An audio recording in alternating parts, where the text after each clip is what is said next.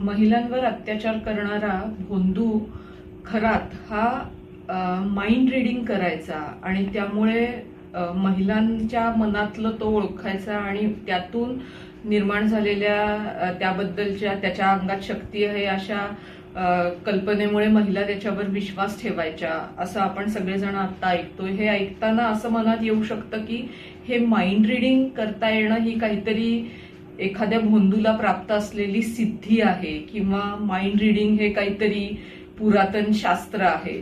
तर इथं हे लक्षात ठेवलं पाहिजे की माइंड रीडिंग ही फक्त एक कला आहे आणि तुम्ही जर का इंटरनेटवर जाऊन जादूगार सुहानी शहा हिचे प्रयोग बघितले तर ती अफलातून माइंड रीडिंग करते।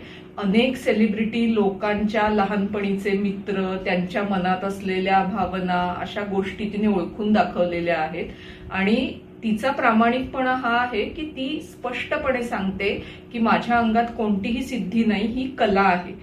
या जसं जादूगारांना मॅजिशियन म्हणतात तसं या प्रकारची विशिष्ट जादू करणाऱ्या लोकांना मेंटॅलिस्ट असं म्हणतात आणि परदेशामध्ये तर असे अनेक प्रसिद्ध मेंटॅलिस्ट आहेत। तर हा भोंदू खरात फार फार तर अशा प्रकारचा मेंटॅलिस्ट असू शकेल।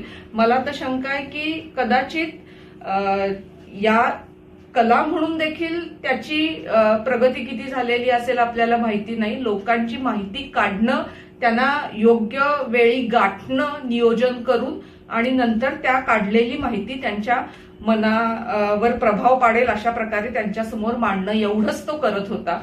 त्यामुळे हे लक्षात ठेवलं पाहिजे की माइंड रीडिंग हे कोणतंही शास्त्र नाही, माइंड रीडिंग ही कोणतीही सिद्धी नाही। माइंड रीडिंग ही एक कला आहे ज्यामध्ये तुम्ही वेगवेगळ्या प्रकारे गोळा केलेली माहिती योग्य वेळ साधून त्या माणसाला सांगता। त्यामुळे अशा प्रकारे आपल्यावर प्रभाव टाकू इच्छिणाऱ्या कोणत्याही व्यक्तीवर विश्वास ठेवू नये, त्याला गंमत म्हणून बघितलं पाहिजे।